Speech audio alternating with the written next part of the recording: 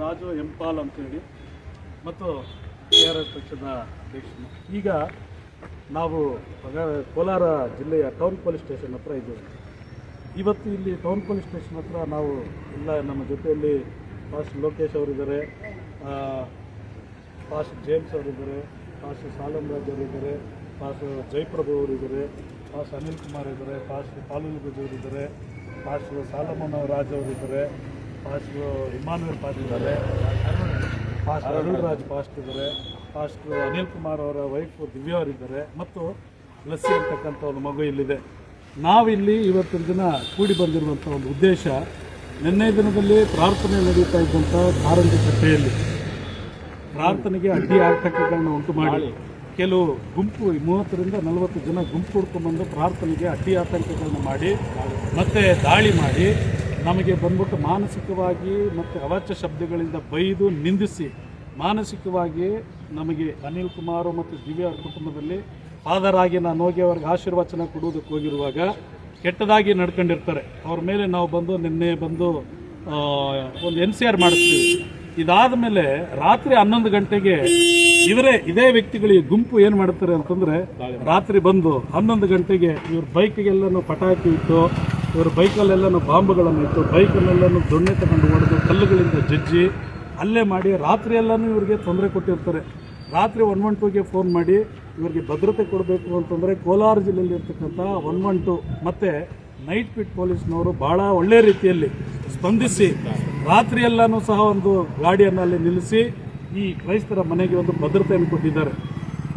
37 ವರ್ಷದ ಅನಿಲ್ ಕುಮಾರ್ ಅಂತಕ್ಕಂಥ ಇವರು ದಿನನಿತ್ಯ ಕೂಲಿ ಕೆಲಸ ಮಾಡಿ ತಮ್ಮ ಮನೆಯಲ್ಲಿ ಬಂದು ಒಂದು ಕೃತಜ್ಞತಾ ಕೂಟವನ್ನು ಇಟ್ಕೊಂಡಿದ್ರೆ ಕಾರಂಜಿ ಕಟ್ಟೆಯಲ್ಲಿ ಇರ್ತಕ್ಕಂಥ ಕೆಲವರು, ಎಲ್ಲರೂ ಅಲ್ಲ, ಯಾಕೆಂದರೆ ಭಾಳಷ್ಟು ಜನ ಕಾರಂಜಿ ಕಟ್ಟೆಯಲ್ಲಿ ಒಳ್ಳೆಯವರಿದ್ದಾರೆ, ಆದರೆ ಕೆಲವರು ಅಲ್ಲಿ ಬಂದು ಪ್ರಾರ್ಥನೆ ಮಾಡೋದಕ್ಕೆ ಬಿಡೋದಿಲ್ಲ. ಪ್ರಾರ್ಥನೆ ಮಾಡಬಾರ್ದು, ಪ್ರಾರ್ಥನೆ ಮಾಡಿದ್ರೆ ನಾವು ಸುಮ್ಮನೆ ಇರೋದಿಲ್ಲ ಅಂತ ಹೇಳೋದಕ್ಕೆ ಈ ಕೋಲಾರ ಜಿಲ್ಲೆ, ಈ ಕರ್ನಾಟಕ ರಾಜ್ಯ ನಿಮ್ಮಪ್ಪಂದ, ಈ ದೇಶ ಬಂದುಬಿಟ್ಟಿದೆ, ಸಂವಿಧಾನ ಬಂದ್ಬಿಟ್ಟೆ ನಿಮ್ಮಪ್ಪಂದ. ಇಲ್ಲಿ ಸರ್ವರು ಸಹ ಸಮಾನರು. ಕುವೆಂಪುರವರು ಬರೆದಿದ್ದಾರೆ ಸರ್ವ ಜನಾಂಗದ ಶಾಂತಿಯ ತೋಟ ಎಂಬುದಾಗಿ. ಹಾಗಾಗಿ ಹಿಂದೂ, ಮುಸಲ್ಮಾನ್, ಕ್ರೈಸ್ತರು, ಬೌದ್ಧರು, ಸಿಖ್ಖರು, ಜೈನರು ಎಲ್ಲರೂ ಸಹ ಈ ಮಣ್ಣಿನಲ್ಲಿ, ಕೋಲಾರದ ಮಣ್ಣಿನಲ್ಲಿ ಬದುಕೋದಕ್ಕೆ ಅರ್ಹರಿದ್ದಾರೆ. ಎಲ್ಲರಿಗೂ ಅಧಿಕಾರ ಇದೆ. ಹಾಗಾಗಿ ಮುಂದಿನ ದಿನಗಳಲ್ಲಿ ಚರ್ಚ್ಗಳ ಮೇಲೆ ಬಂದು ದಾಳಿ ಮಾಡೋದು, ಪ್ರಾರ್ಥನೆ ಮಾಡ್ತಾ ಇರುವಾಗ ದಾಳಿ ಮಾಡೋದು, ಪ್ರಾರ್ಥನೆ ಮಾಡುವಾಗ ನೀವು ಬಂದು ಲೈಸೆನ್ಸ್ ತಗೊಂಡಿರ ಅಂತ ಕೇಳೋದು, ಕರಪತ್ರ ಕೊಡೋದಕ್ಕೆ ಲೈಸೆನ್ಸ್ ತಗೊಂಡಿರ ಅಂತಕ್ಕಂಥದ್ದು ಕೇಳೋದು, ಈ ಒಂದು ಚಾಳಿಗಳನ್ನೆಲ್ಲ ಬಿಟ್ಟುಬಿಡಿ. ಏನಾದರೂ ಮಾತಾಡಿದ್ರೆ ಸುಳ್ಳು ಮಾತುಗಳನ್ನ ಹೇಳ್ತಕ್ಕಂಥದ್ದು, ಇದೆಲ್ಲ ಇನ್ನು ಮುಂದೆ ಕೋಲಾರ ಜಿಲ್ಲೆಯಲ್ಲಿ ನೀವು ಮಾಡಬಾರ್ದು. ಮಾಡೋದಕ್ಕೆ ನಾವು ಸಹ ಬಿಡೋದಿಲ್ಲ. ನಾವೆಲ್ಲ ಕೋಲಾರದಲ್ಲಿರ್ತಕ್ಕಂಥ ಫಾದರ್ಗಳು ಇವತ್ತು ಒಂದುಗೂಡಿದ್ದೇವೆ. ನಾವೆಲ್ಲ ಒಮ್ಮನಸ್ಸಿಂದ ಮಾತಾಡೋದಕ್ಕೆ ಪ್ರಾರಂಭ ಮಾಡಿದ್ದೇವೆ. ನಾವೆಲ್ಲರೂ ಒಗ್ಗಟ್ಟಾಗಿದ್ದೇವೆ. ಹಾಗಾಗಿ ನಮ್ಮ ಪ್ರಾರ್ಥನೆಗಳಿಗೆ ಅಡ್ಡಿ ಆತಂಕಗಳನ್ನು ಯಾರೂ ಸಹ ಉಂಟು ಮಾಡಬಾರ್ದು ಅಂತಕ್ಕಂಥದ್ದನ್ನು ಈ ಮೂಲಕ ನಾವು ಮನವಿ ಮಾಡ್ಕೊಳ್ತಾ ಇದ್ದೀವಿ.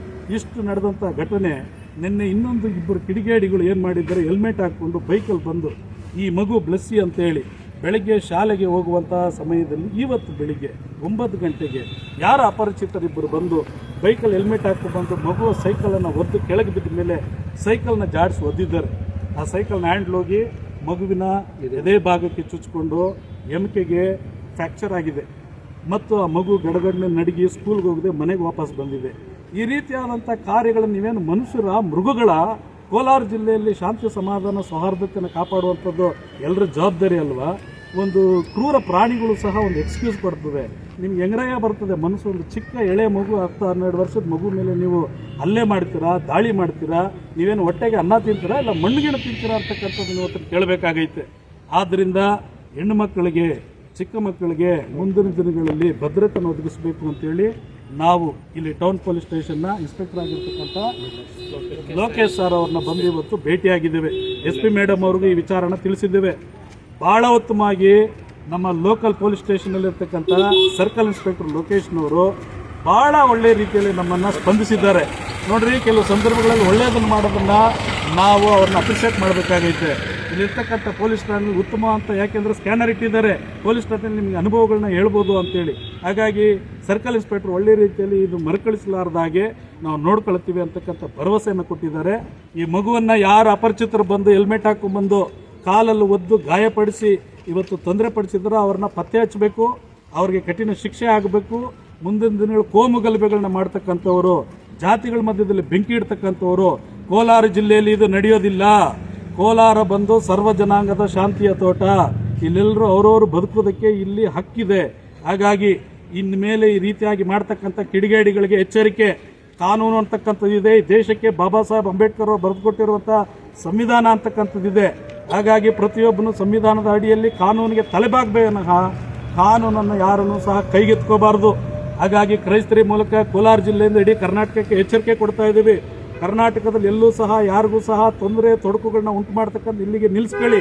ನಿಲ್ಲಿಸಿಲ್ಲ ಅಂತಂದರೆ ನಿಮ್ಮ ಮೇಲೆ ಮುಂದಿನ ದಿನಗಳಲ್ಲಿ ಕಾನೂನು ರೀತಿಯಾದಂಥ ಕ್ರಮವನ್ನು ಜರುಗಿಸಬೇಕಾಗ್ತದೆ ಅಂತೇಳಿ ಈ ಮೂಲಕ ಎಚ್ಚರಿಕೆ ಕೊಡ್ತಾ ಇದ್ದೀವಿ. ಇಲ್ಲಿ ಕೂಡಿ ಬಂದಂಥ ಎಲ್ಲ ದೇವ ಸೇವಕರಿಗೂ ಫಾದರ್ಗಳಿಗೂ ನಾನು ವಂದಿಸ್ತಾ ಇದ್ದೇನೆ. ಈ ಒಂದು ಕಾರ್ಯಕ್ರಮಕ್ಕೆ ಬಂದು ಮುಂಜಾನೆಯಿಂದ ನಮಗೆ ಸ್ಪಂದಿಸಿದಂಥ ಎಲ್ಲರಿಗೂ ವಂದನೆಗಳನ್ನ ತಿಳಿಸ್ತಾ ಇದ್ದೇವೆ.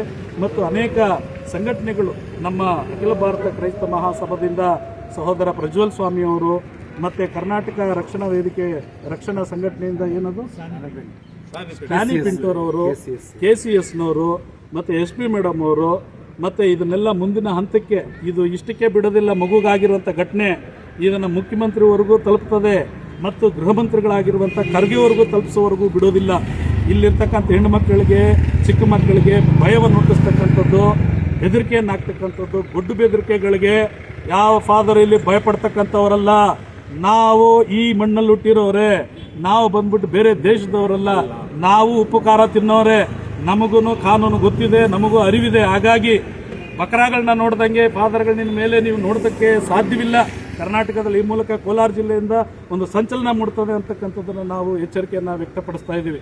ಕರ್ನಾಟಕದ ಯಾವುದೇ ಮೂಲೆಯಲ್ಲಿ ಯಾವುದೇ ಫಾದರ್ಗೆ, ಯಾವುದೇ ಚರ್ಚ್ಗೆ, ಯಾವುದೇ ವಿಶ್ವಾಸಿಗಳಿಗೆ ತೊಂದರೆ ಆದರೂ ನಾವು ಇರ್ತೀವಿ ಅಂತಕ್ಕಂಥದ್ದನ್ನು ಈ ಮೂಲಕ ತಿಳಿಯಪಡಿಸ್ತಾ ಇದ್ದೀವಿ. ಹಾಗಾಗಿ ಸ್ಪಂದಿಸಿದಂಥ ಎಲ್ಲರಿಗೂ ಧನ್ಯವಾದಗಳನ್ನು ತಿಳಿಸ್ತಾ ಇವತ್ತಿಂದಲೂ ಕೂಡಿ ಬಂದಂಥ ಎಲ್ಲರಿಗೂ ವಿಡಿಯೋ ಮಾಡ್ತಾ ಇರ್ತಕ್ಕಂಥ ನಮ್ಮ ಮಂಜುನಾಥ್ ಅವ್ರಿಗೂ ಕೃತಜ್ಞತೆ ಹೇಳಿ, ಈ ಒಂದು ವಿಚಾರಕ್ಕೆ ಬಂದು SP ಅವ್ರಿಗೆ ಫೋನ್ ಮಾಡಿ, DYSPಗೆ ಅವ್ರಿಗೆ ಫೋನ್ ಮಾಡಿ, ಎಲ್ಲ ಕ್ಷೇತ್ರದಲ್ಲಿಯೂ ಕೆಲಸ ಮಾಡಿದಂಥ ಎಲ್ಲ ಸಂಘಟನೆಯವರೆಗೂ ನಮ್ಮ ಕೋಲಾರ ಜಿಲ್ಲೆಯ ಎಲ್ಲ ಸಭಾಪಾಲಕರ ಕಡೆಯಿಂದನೂ ಹೃದಯಪೂರ್ವಕವಾದಂಥ ಕೃತಜ್ಞತೆಯನ್ನು ಸಲ್ಲಿಸ್ತೇವೆ.